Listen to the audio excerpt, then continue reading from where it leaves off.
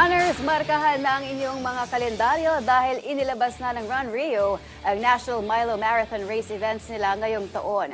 Kaugnay niyan, plano ni reigning Milo King Edward Flores na muling angkinin ang titulo sa kabila ng pagbabalik ng mga former winners matapos sumabak sa 2025 SEA Games. May ulat si Bernadette Tinoy.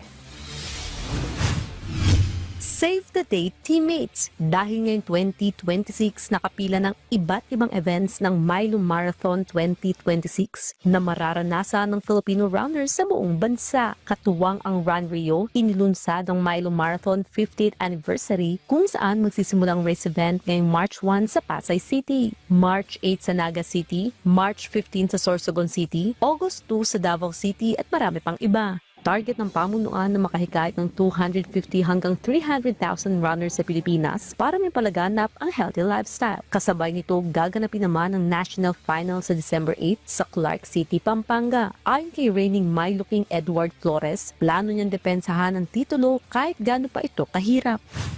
Kailangan talaga paghandaan, mag-training.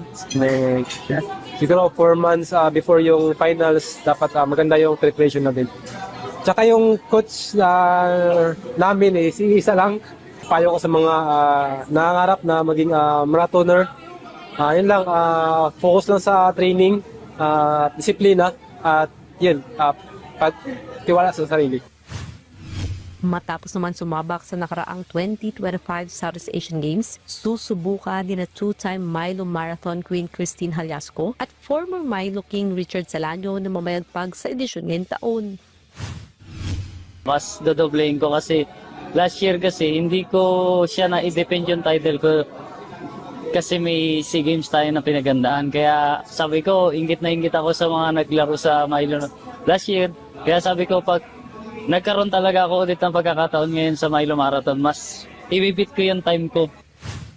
Mahaba-haba pa yung time para makapag-ensayo, makapaghanda. So, hopefully, ma-maintain natin yung pagiging mabalik, rather. Kasi hindi ako nakapaglaro last final kasi ilang days lang yung gap is laro namin ng SEA Games.